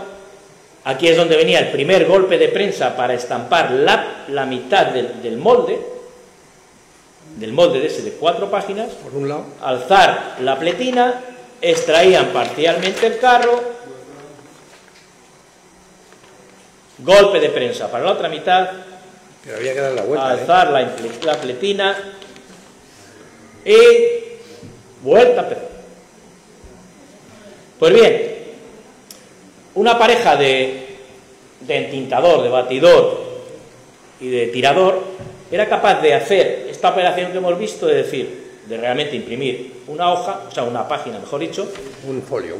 medio minuto lo hacían, es decir, que hacían unas 120 por hora.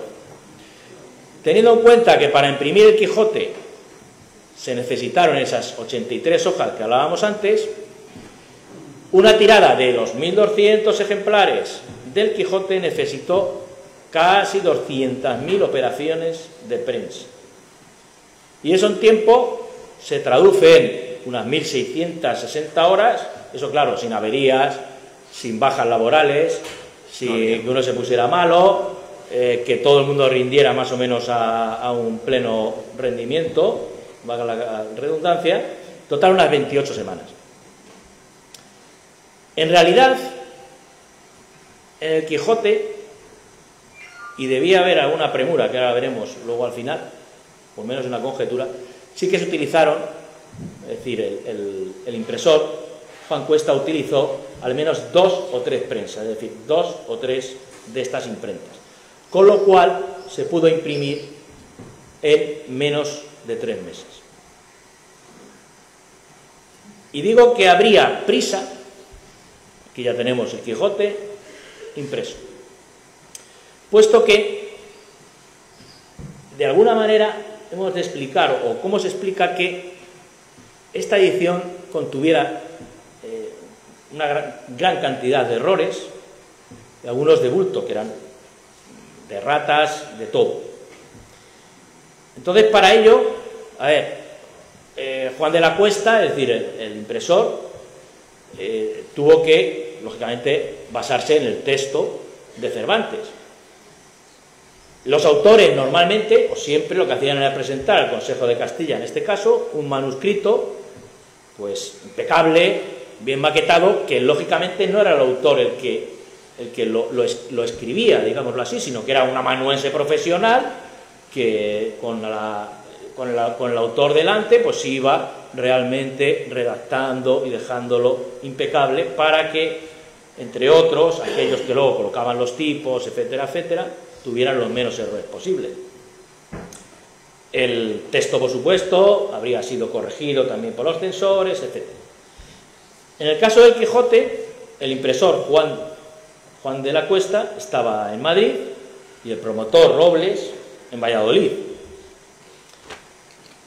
Seguramente, es una conjetura, insisto, Robles tenía la necesidad de sacarlo cuanto antes, digámoslo así, al mercado, y urgió a Juan de la Cuesta a que utilizara, digámoslo así, el manuscrito original de Cervantes. Lógicamente, el manuscrito de Cervantes, pues hecho con su caligrafía, con anotaciones en los márgenes, con lo que fuera, pues claro, era de una interpretación mucho más complicada, y de ahí creemos que puede ser la fuente de esos errores, porque inicialmente utilizara Juan de la Cuesta ese manuscrito original hasta que los amanuenses, digamos, lo terminaron, con lo cual en parte hubo ahí una mezcla en ese aspecto. Esto no deja de ser, pues, una de las anécdotas más que hay en este caso.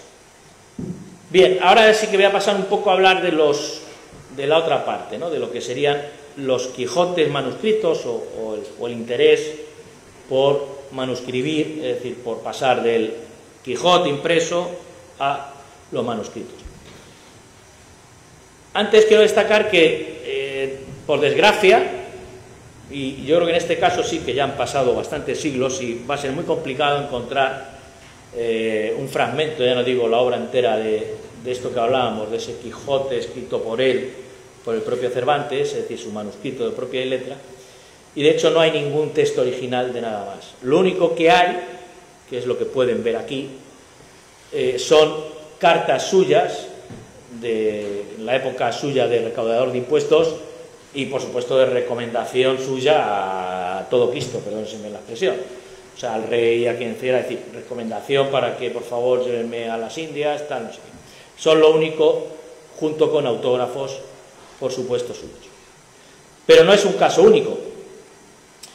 En este caso de William Shakespeare ocurre exactamente lo mismo. Solamente se conservan unos 6 autógrafos que han sido verificados y un manuscrito que realmente, bueno, pues es un manuscrito que no llegó a terminar de una obra, bueno, pues un simple capítulo en el que imagina a Tomás Moro haciendo una petición de tratamiento humanitario a refugiados, es decir, algo que me tiene su valor, obviamente, siendo de lo poco que se ha encontrado. Mejor suerte, que tampoco es una barbaridad, se ha tenido con el Fénix de los Ingenios, tal y como precisamente lo apodó Cervantes. Es decir, Lope de Vega sí que hay un llamado Códice Daza, que lo componen numerosos cuadernillos de poesías suyas y fragmentos suyos de obras como que las quería pues, variar o hacer alguna otra composición distinta. Y esto también es más curioso, esto es de este año pasado. Había una comedia que estaba como anónima en la Biblioteca Nacional de España y que gracias al trabajo conjunto de filólogos y la inteligencia artificial, vuelvo a sacar la colación, pues lógicamente al estudiar patrones probablemente el Códice Daza y poco más, lo que consiguieron saber es que sí que era realmente una comedia inédita de Lope de Vega. Pues bien, lo que sí convierte de nuevo al Quijote en una novela única es que precisamente ha sido una de las poquísimas obras que ha contado con iniciativas para manuscribirla, es decir, para darle la vuelta, es decir, pasarla de la imprenta a que un colectivo de personas la manuscriban. De hecho, de lo que he buscado, no ahora, sino mucho tiempo, solo hay alguna iniciativa de escritura de la Biblia. Sí que hay también, como van a hacer ustedes aquí, se hacen en muchos sitios, lecturas, ¿vale?, de la obra de Shakespeare, obviamente, de Francia, de sus propios autores y tal, pero este hecho de manuscribir la obra, insisto, es algo mucho más inédito y se da solamente, casi diría, con el Quijote y sobre todo por la cantidad de variedad que hay. Uno de los más conocidos que pueden ver aquí es el Quijote, un Quijote políglota, que contó con más de 400 escritores e ilustradores y que se hizo en el Toboso. Este sí que está editado, digámoslo así, se hizo para que fuera editado, a ver, esto se ha ido, y estuviera, digamos, a la venta. Y luego, como digo, pues iniciativas, pues todas las que quieran. No sé, pues de un Quijote de Marbella, de un instituto de Badajoz, es decir, al final, colectivos reducidos o más amplios que, bueno, pues quieren, como digo, rendir su homenaje, sentirse manuscribiendo, lógicamente no con el ingenio, sino simplemente sentirse manuscribiendo un capítulo o una parte de la obra de Cervantes. Este de abajo, por ejemplo, es un Quijote también que se conserva en el Museo del Toboso, que es el más grande, porque bueno, pues mide más o menos unos 2 metros y entonces las páginas son de prácticamente, pues eso, 1,5 metros por casi 1 metro, ¿vale? Pues bien, vamos ahora con nuestra aportación, que nace precisamente en el año pasado de nuestro querido socio, don Antonio Leal Jiménez, creo que les sonará de algo, y él nos propuso, no fue en un almuerzo, sí, bueno, tomando un café con la directiva, elaborar un Quijote con la ayuda pues de los ciudadanos de Alcázar de San Juan, es decir, pues, con todos los colectivos, alumnos de institutos, etcétera, algo que al final fuera una seña de identidad de nuestra ciudad. Lógicamente, la idea la fuimos procesando, pero lo que nos ocurrió es que vimos la complejidad de que nosotros no íbamos a hacerlo en un sitio físico único, nuestra sede es lo que es, no íbamos a ir llamando allí a colegios, es decir, toma, escribe esto y te vas, tal. El repartirlo por los colegios nos creaba una serie de dificultades, digamos, para poder llevarlo a cabo. Entonces, en ese momento, pues vimos, más yo lógicamente me dedico a esto, pero vimos que necesitábamos como una tecnología o algo, una web o algo donde pudiéramos que ellos se escribieran y que pudieran hacerlo de otra manera que nos fuera más fluida. Y llegado a ese punto, pues es verdad que dijimos, hombre, pues ya que estamos, si nos tiramos por esta idea y vamos a acometer este proyecto, pues hagámoslo abierto a cualquier ciudadano del mundo. Es decir, si vamos a utilizar Internet como medio de difusión, etcétera, y para que lo manuscriban, pues hagámoslo así. Pues bien, eso fue lo que decidimos allá por, debió ser junio del año pasado.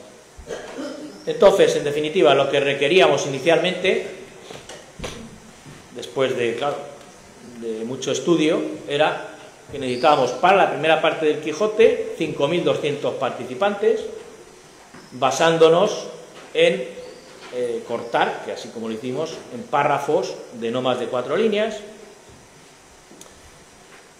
Era importante también para nosotros pues contar con un apoyo institucional de entidades cervantinas que, bueno, pues dieran un poco de calado al proyecto. Disponer, cómo no, de lo que estábamos hablando, lo más importante, la tecnología para que los escritores, los posibles escritores, pues se registraran, se les asignara su texto, etcétera, etcétera. Y, por último, la difusión, es decir, contar con los medios de comunicación para llegar a esos posibles 5.200 participantes. En cuanto al apoyo, la verdad es que desde el primer momento, tanto la Red de Ciudades Cervantinas como la Asociación Internacional de Cervantistas, cuando les contamos el proyecto, les encantó. Ellos mismos grabaron también un vídeo que está en la web, lo comentaron, etcétera, etcétera. En especial, precisamente, que antes también ha salido a colación, José Manuel Lucía Mejías, este prestigioso cervantista que realmente nos apoyó y nos sigue apoyando en el proyecto. Respecto a lo que era la tecnología, pues eso, el escollo más importante es. Entonces, lo que desarrollamos fue una web, por una parte nada, simplemente que explicaba qué es de qué trataba, y lo más importante, un registro sencillo que no requería además ni usuario ni contraseña, puesto que simplemente al email ya le llegaba un enlace único ya con su texto, digámoslo así, asignado, que es esta parte que ven aquí. Una vez asignado el texto, había también y hay pues incluso unas plantillas, hicimos una especie de guía, que bueno, aquí en que se aprecia, claro, es que hoy por hoy la mayoría de los que estamos aquí no estamos acostumbrados ya a escribir habitualmente. Entonces, ¿qué ocurre? Pues que nos podemos bajar de renglón, no sé qué tal. Entonces, esta planilla, que aunque no se aprecia, tiene aquí unas líneas horizontales para, como los niños pequeños cuando hacíamos caligrafía, pues realmente nos ayudar a escribir esas 3, 4 líneas. Parecen tonterías, pero al final siempre lo que hemos querido es facilitar. Una vez que la persona manuscribe el texto, simplemente la sube desde ese mismo enlace, vuelve a acceder y la sube. ¿Cómo la sube? Desde cualquier manera, es decir, escaneándola, dando facilidades. Tiene una foto, si ven la cantidad de fotos, hay fotos que se ve pues un florero al lado, por mucho que diga por favor, superficie plana, no sé qué, pero es igual. Es igual porque, claro, ahí está lo más complicado que teníamos que hacer al final, es, aquí hay un área privada en el cual esos textos recibidos simplemente se validan o se rechazan con unos motivos predefinidos de rechazo, es decir, oiga usted, pues simplemente no está desenfocada la foto, vuelva a enviarla, o cosas peores, o ha habido gente que, yo qué sé, ha mandado una factura de la luz, se ha equivocado, eso es verídico, ¿no? O sea, hay muchas de estas. Al igual que también es cierto que hemos recibido una cantidad de correos electrónicos dando las gracias por la iniciativa, que ninguno de nosotros habíamos pensado que pudiera ser así, pero gracias de verdad emotivas por darles la oportunidad de participar. Cuando les hemos validado, ya ves tú, cuando les hemos validado, oye, pues tu texto es tal, que se les llega un correo automático, y muchas gracias, y por favor, y no sé qué tal. O sea, en eso la verdad es que siempre pues se queda uno contento de que por lo menos estamos contribuyendo con un proyecto que está muy bien. Bien,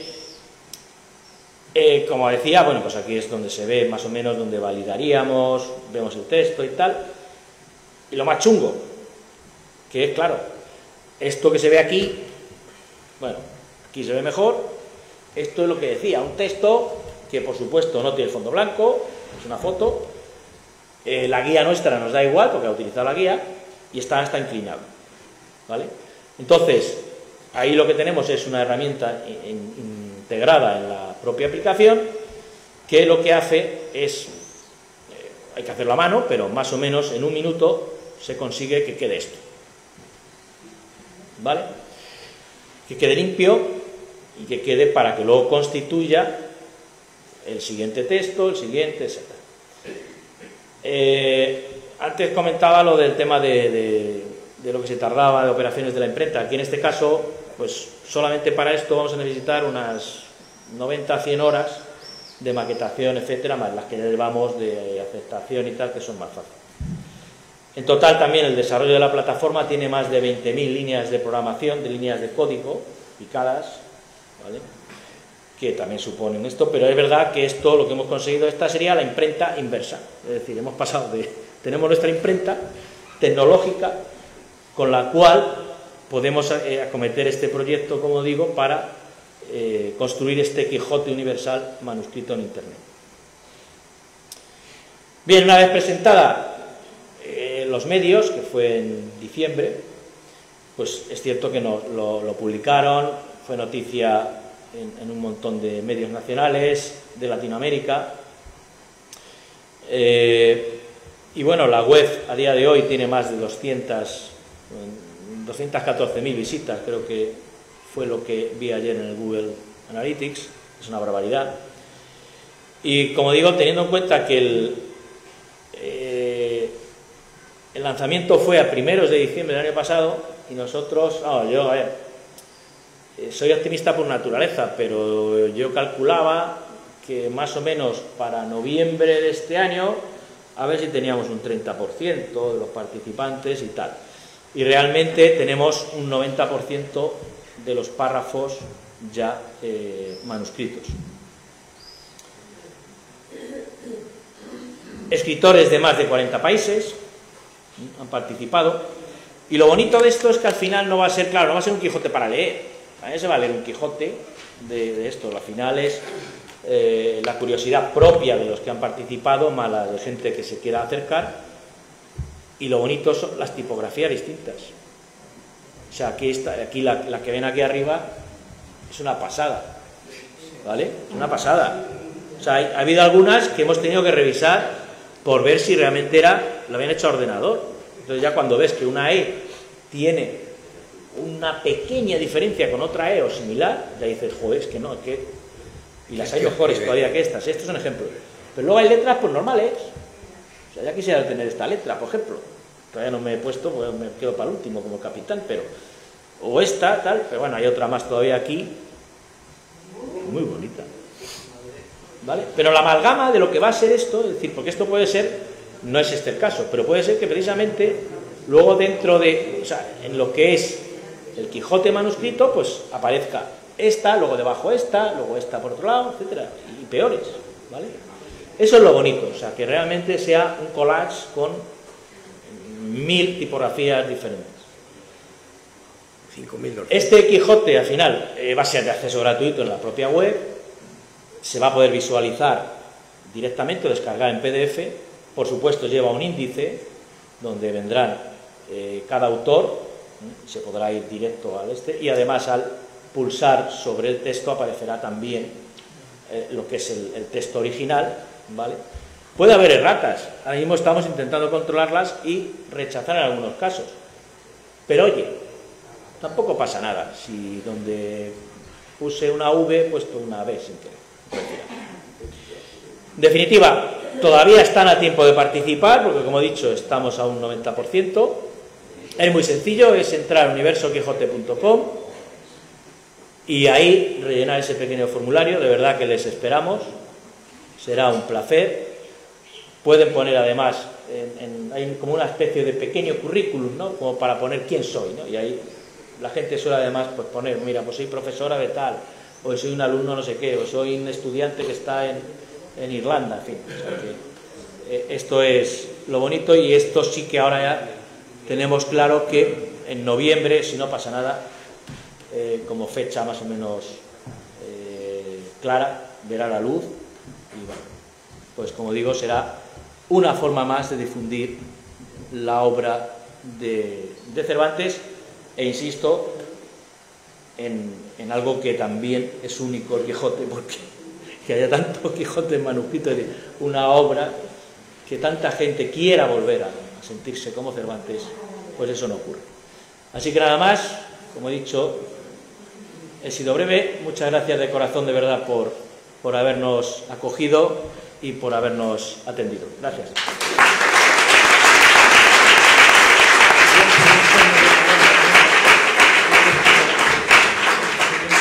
Sí, pero...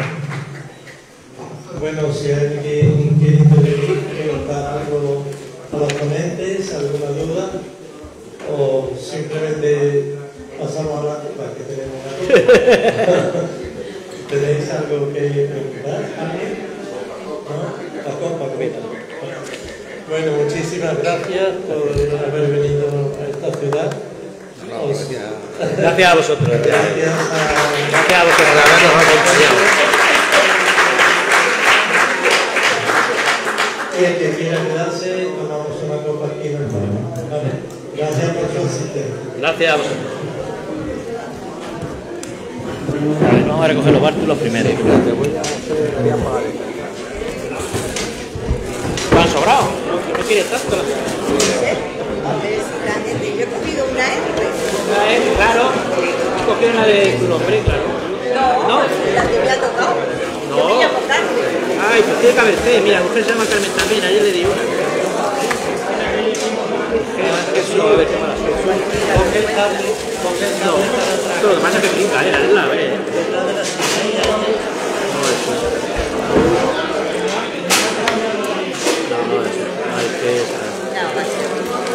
Pero no pasa nada. No, ya, bueno. Por la... Esto, como digo, son modernos, pero no difieren apenas. La historia no se